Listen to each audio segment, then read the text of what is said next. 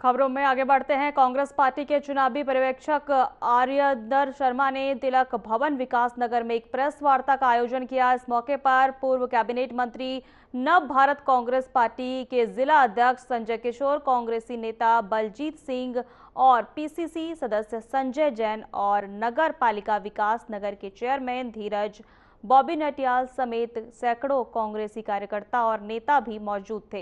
इस दौरान चुनाव पर्यवेक्षक आर्येंद्र शर्मा ने जानकारी दी कि कांग्रेस पार्टी 14 तारीख को दिल्ली में रामलीला मैदान में एक बड़ी रैली का आयोजन करने जा रही है। इस रैली का उद्देश्य वोट चोर छोड़कर जो है संदेश के साथ चुनावी माहौल को गरमाना है।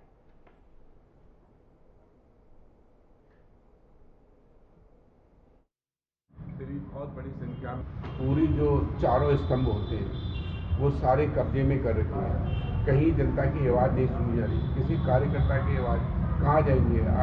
अब नहीं कहना चाहिए, जो स्तंभ होते हैं चारों स्तंभ, जिस स्तंभ पर न्याय का भरोसा है वो स्तंभ पर आवाज़ नहीं सुनी जा रही है, तो कैसे भ्रष्टाचार बाहर आएगा। आप कांग्रेस की सरकार लाइए तो बताएंगे। हम जितने हमने अभी आपसे कहा है कि जितने निर्माण कार्य हैं उनमें भी जो भी भ्रष्टाचार हुआ है उसकी जांच करेंगे। जिस तरीके से जमीनों का अवैध खनन के ऊपर यहाँ पर बहुत बड़ी संख्या में एक्सीडेंट्स हो रहे हैं, उस पर कोई रोकथाम नहीं। नशे के कारोबार, पेडलर्स जिस तरीके से यहाँ पर है जगह जगह, उन पर शासन प्रशासन के साथ जो कार्यकर्ता काम कर रहे हैं उनका मनोबल, उनके लिए सरकार कोई ध्यान नहीं पाएगी। उसके लिए भी हमने आह्वान किया है। प्रेस भी एक बहुत बड़ा जिम्मेदार एक अंग है, उसके लिए भी ऐसे लोगों को प्रोत्साहन करना चाहिए। जिस तरीके से नप्रवाद जी नशे के खिलाफ एक अभियान चले हुए हैं, तो समाज के साथ साथ प्रेस को भी उनको अधिक सहयोग करना चाहिए। और उन कोटद्वार शहर में ट्रैफिक दबाव, अतिक्रमण, पार्किंग, पेयजल, सीवर और अन्य स्थानीय मुद्दों के समाधान के उद्देश्य से विधानसभा अध्यक्षता रीतू खंडूरी की अध्यक्षता में भूमि संरक्षण कार्यालय कोटद्वार में समस्या समाधान केंद्रित जन सुनवाई बैठक आयोजित की गई। आपको बता दें कि बैठक में सहयोग, समन्वय और व्यवहारिक समाधान पर फोकस रहा। तो वहीं इस दौरान अध्यक्ष ने कहा कि शहर की समस्याओं का प्रभावी समाधान तभी संभव है जब विभाग जिम्मेदारी के साथ आपसी समन्वय बढ़ाए और कार्यों में गति लाए।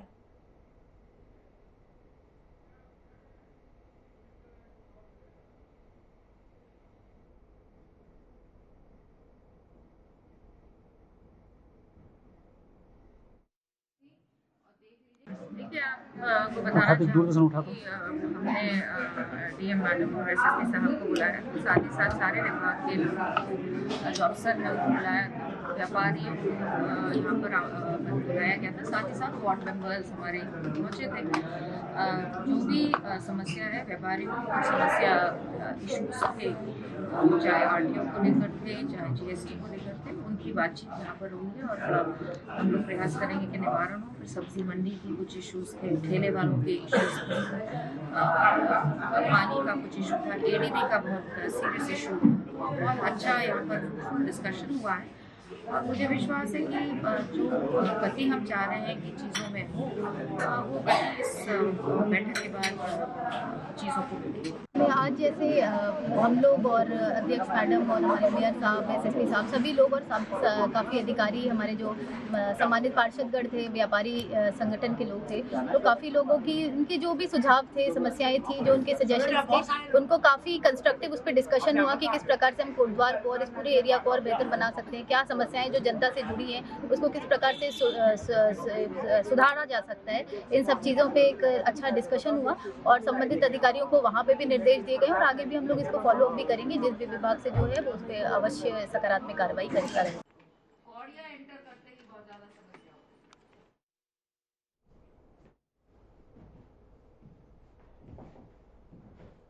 देहरादून रेलवे स्टेशन पर 7 और 8 दिसंबर को बंद रहेगा। आपको बता दें कि इन 2 दिनों में स्टेशन पर लोको शेड के इंटरलॉकिंग कार्य के साथ साथ करीब 20 रेलवे ब्रिज की मरम्मत भी की जाएगी और इस दौरान ना तो कोई ट्रेन देहरादून से रवाना होगी और ना ही कोई ट्रेन यहां आएगी। हालांकि हरिद्वार, लक्सर, नाजियाबाद और सहारनपुर से ट्रेनों का संचालन जारी रहेगा।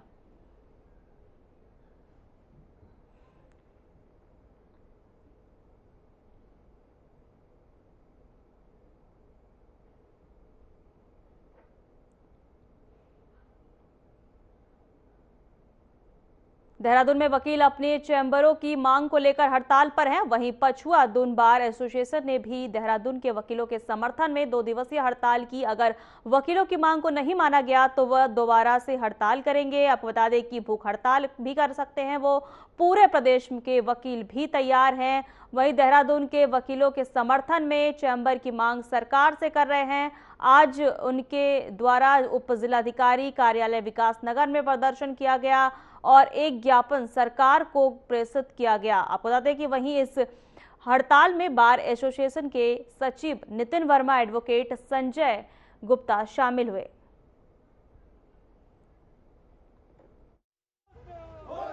बार एसोसिएशन ने देहरादून बार एसोसिएशन को कल सहयोग और समर्थन दिया।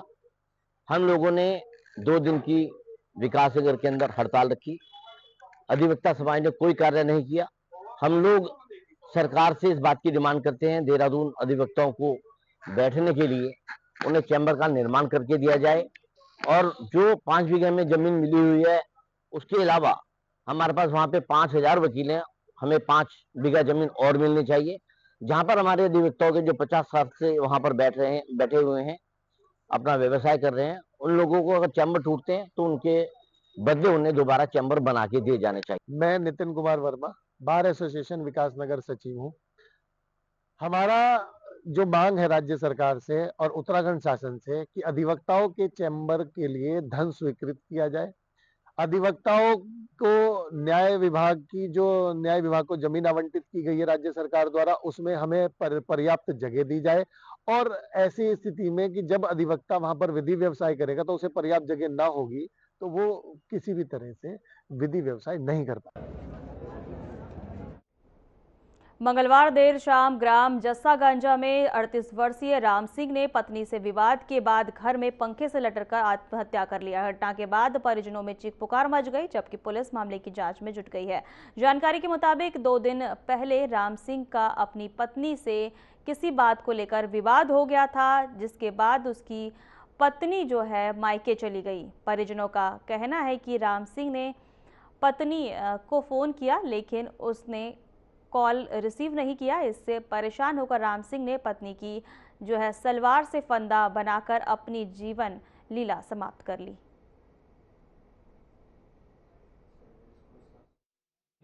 मेरा नाम ध्यान सिंह नेगी। ध्यान सिंह नेगी? हाँ। कहाँ रहते हैं आप? मैं चैनपुरी। आपके भाई ने सुसाइड किया, क्या है? घर में कलेश की वजह से। किससे हुआ था कलेश? घर वाले से और बाल बच्चों से। क्या नाम था भाई का? भाई का राम सिंह नेगी। कहाँ रहते थे? ये जस्सागांजा। क्या करा इन्होंने? ये पंखे पे सलवार से फंदा लगा के आत्महत्या। विकास नगर में देर शाम 3 लोगों की जिंदगी यमुना नदी की तेज धारा के बीच फंस गई। मौके पर पहुंची एसडीआरएफ की टीम ने कई घंटों की मशक्कत के बाद इन तीनों लोगों की जान बचाई। दरअसल कट्टा पत्थर क्षेत्र में ये तीनों लोग ट्रैक्टर सहित यमुना नदी में गए थे, तभी अचानक पानी की तेज धारा के बीच फंस गए। घटना की सूचना मिलते ही मौके पर एसडीआरएफ की टीम ने रेस्क्यू ऑपरेशन शुरू किया। कड़ी मशक्कत के बाद रेस्क्यू टीम नदी के बीच फंसे तीनों लोगों तक पहुंची और लोगों को सकुशल बाहर निकाला।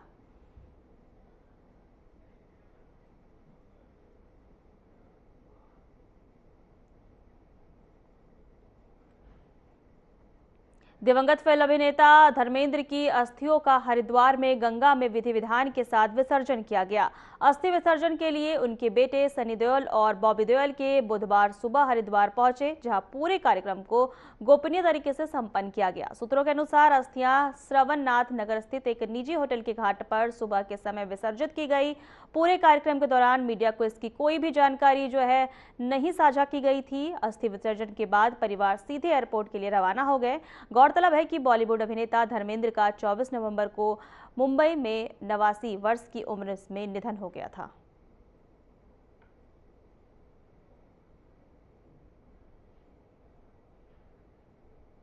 पौड़ी गढ़वाल वन प्रभाग में जो है गुलदार का आतंक जारी है। देवार गांव में गुलदार ने 4 साल के बच्चे पर हमला कर उसे घायल कर दिया। बच्चे के सिर पर गंभीर चोटें आई हैं। घटना के बाद गांव में दहशत का माहौल देखा जा रहा है। स्थानीय लोगों ने वन विभाग से गुलदार के आतंक से जल्द राहत दिलाने की मांग की है।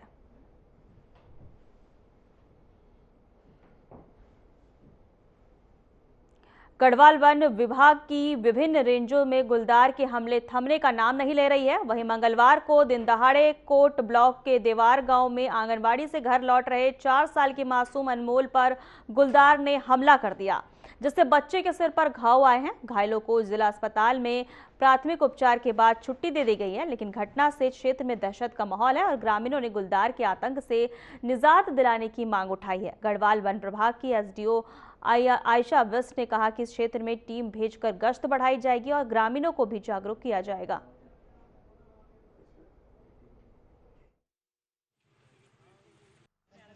बच्चे आते हैं, रोज ही आते हैं बच्चे। करीबन 12 बजे के करीब बाघ है, उसने एक छोटे बच्चे पे हमला किया। वो तो आंगनबाड़ी की मैडम रही जी, इनके कारण वो बच चुका है अभी, मतलब ठीक है थोड़ा बहुत, लेकिन वहाँ पे बाघ का खतरा रोज़ का ही है मतलब। और रोज़ बच्चे मतलब आंगनबाड़ी दूर है तो झाड़ियाँ हैं रास्तों में, रोज़ खतरा है बाघ का। तो अभी तो उनकी तरफ से कुछ कार्रवाई नहीं हुई है, लेकिन अभी बात है तो कर देंगे, बोल तो रहते हैं। और बच्चों का मतलब दूर रहे आंगनबाड़ी, तो रोज़ का ही खतरा है वहाँ पे, छोटे छोटे बच्चे हैं। तो क्या मांग कि गुलदार को पकड़ने के लिए कुछ मतलब पिंजरा वगैरह लगाया जाए और बच्चों के लिए भी थोड़ा उधर सेफ्टी के देखते हुए कुछ ना कुछ प्रबंध किया जाए। देवर है, कोट ब्लॉक का में आता है। ये आज हमारा बच्चा आंगनबाड़ी स्कूल से रोज 4-5 बच्चे आ रहे थे, मैडम इनके साथ थी, इनकी माँ भी इनके साथ थी। बच्चा थोड़ा सा आगे गया तो बाघ ने ऊपर से इसमें झपट मार दिया। आज ये 12:30 बजे दिन की घटना है। इससे पहले 2 साल पहले हुआ था, तो पिंजरा लगाया गया था वन विभाग द्वारा, उसमें फिर बाघ को पिंजरे में कैद करके भागे थे। बच्चा 4 साल का। वन विभाग की टीम में भी आ रखी थी, उन्होंने भी आश्वासन दे रहे ट्रीटमेंट हो गया बच्चे का। मेरा नाम प्रेम सिंह क्षेत्र वन विभाग का कितना बड़ा फेलियर है कि आए दिन दहाड़े बच्चों को स्कूल से लाते हुए ये गुलदार हमला कर दे रहा है और वन विभाग बिल्कुल सोया हुआ है। 15 दिन की परमिशन, वो गडोली में जो ढंडरी में जो केस हुआ है उसको 15 दिन की परमिशन मिली है और वो 15 दिन इन लोगों ने ऐसे ही बिता दिए। तो इस आसपास क्षेत्र आप देखिए ना, मुश्किल से 20 किलोमीटर का ये एरिया है जहाँ ये अटैक हो रहे हैं। तो क्या पता वही गुलदार कर रहा है या कोई दूसरा गुलदार कर रहा है। फॉरेस्ट को इसकी कोई जानकारी नहीं है। डीएफओ साहब को मैं फ़ोन कर रहा हूँ, वो फ़ोन नहीं उनका लग रहा, ना उठा रहे हैं वो। मतलब इस तरीके से इन लोगों ने बिल्कुल ऐसे कर दिया, जानवरों के हवाले कर दिया है मनुष्य को।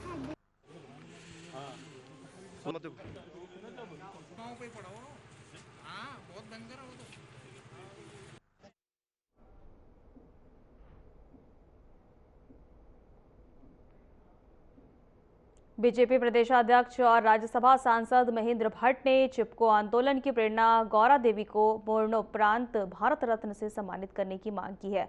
उन्होंने उच्च सदन में चिपका डालथू पर नाकंटन दया और पहाड़ों की बता दें कि इस दौरान जो है सांसद ने संपत्ति अब ना जो है लूटन दयाव सुनाकर उनके पर्यावरण संरक्षण के लिए अतुलनीय योगदान को याद किया। आपको बता दें कि शीतकालीन सत्र में सांसद महेंद्र भट्ट ने राज्यसभा में केंद्र सरकार से देवभूमि की मातृशक्ति द्वारा जंगलों को बचाने का ऐतिहासिक मुहिम को देश के सर्वोच्च सम्मान से पुरस्कृत करने की मांग की है।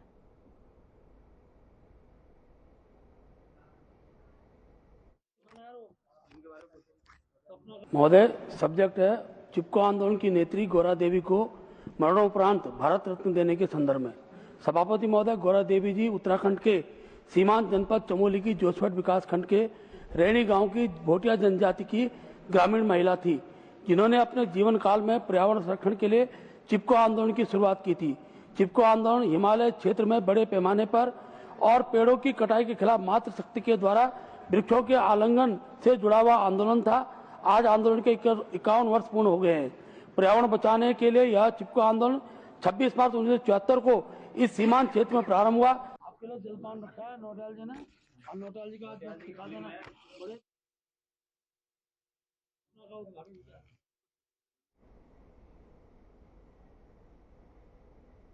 देहरादून पुलिस ने देर रात चलाया चेकिंग अभियान। Railway station, bus stand, mall और भीड़ भाड़ वाले स्थानों पर यात्रियों और वाहनों की सघन चेकिंग की गई।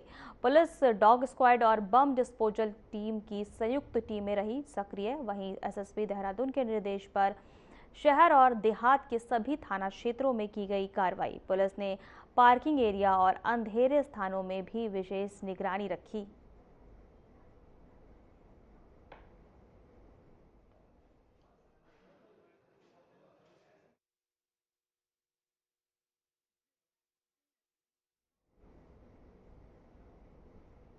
घरों की छतों से विद्युत लाइन को अन्य स्थान पर स्थानांतरित किए जाने की मांग को लेकर ग्राम दिहोरी के ग्रामीणों ने उत्तराखंड दलित वाल्मीकि समाज सुधार संगठन के प्रदेश अध्यक्ष अनिल वाल्मीकि के नेतृत्व में मंगलवार को एसडीएम डॉक्टर अमृत शर्मा को ज्ञापन सौंपा।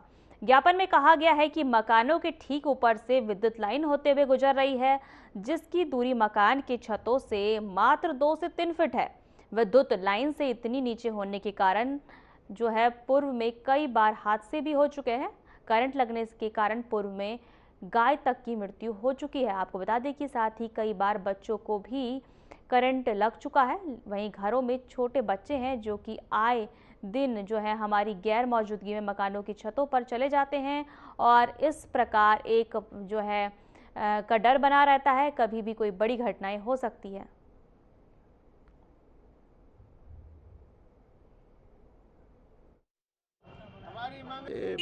नमूना दोहरी के लोग हैं ये, और खेता सिंह कॉलोनी में सबका निवास स्थान है। इनके घरों के ऊपर से 11,000 की लाइन गुजर रही है, जो काफ़ी समय से ये लोग लिख के प्रशासन को दे चुके हैं। आज ये आए हैं और मैं 2-4 दिन पहले इनके एरिया में गया था और मैंने देखा कि यार ये तो बहुत बड़ी समस्या है। इन्होंने कहा मुझसे कि भाई ये आए दिन यहाँ पे बच्चों को काफ़ी करंट लग चुका है और आकस्मिक मौतें भी वहाँ पर हो चुकी हैं और ये लाइन हटवाई जाए। तो मैं आया हूँ एसडीएम महोदय के पास। एसडीएम यहाँ पर नहीं है तो उनके पेशकार को हमने ज्ञापन दिया है और ये लाइन जो हटनी चाहिए, जिससे कि आने वाले समय में किसी दिक्कत और परेशानी का सामना ना करना पड़े, क्योंकि सारे ही आप देख रहे हो सारे सब ग्रामवासी हैं, सब ग्रामीण से आए हुए लोग हैं और कई बार आग भी लग चुकी है करंट लगने से, समझे नहीं। तो इसलिए अगर ये सब चीज़ नहीं होती है तो फिर इन ग्रामीणों के साथ उपवास भी रखेंगे और धरना प्रदर्शन भी करेंगे।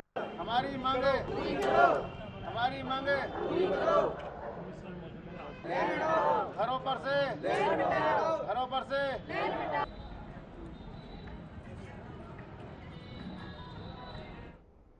कोतवाली क्षेत्र के हल्दू चौड़ में मंगलवार रात व्यापारी दंपति की मौत से इलाके में शोक फैल गया। स्थानीय व्यापारी रमेश दुमका और उनकी पत्नी कमला दुमका अपने घर की पहली मंजिल पर संदिग्ध परिस्थितियों में मृत पाए गए। सुबह परिजनों ने कमरे खोला तो देखा कि दोनों अलग अलग कमरों में पंखों से लटके मिले। प्रारंभिक जांच के अनुसार रमेश दुमका कुछ समय से व्यापारिक नुकसान और आर्थिक तनाव से परेशान थे, जिसके कारण मानसिक दबाव बढ़ा हुआ था। वहीं सूचना मिलते ही पुलिस मौके पर पहुंची और मामले की जांच में जुट गई है।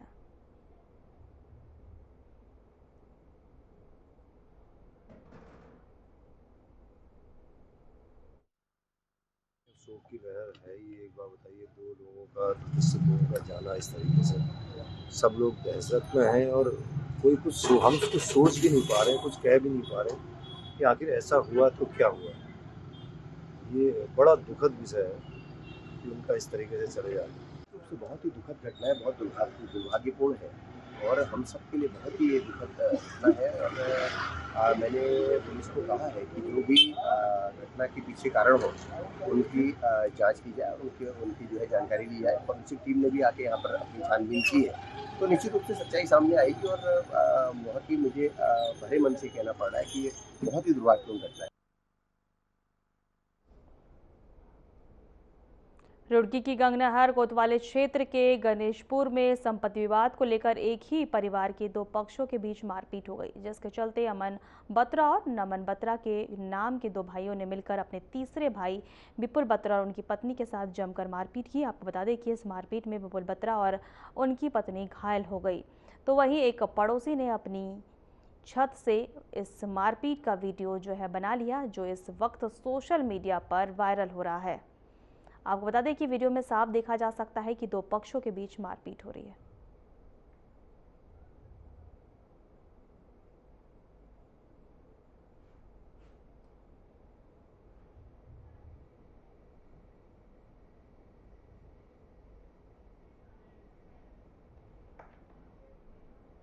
फिलहाल हमारे खास बुलेटिन में इतना ही। नमस्कार।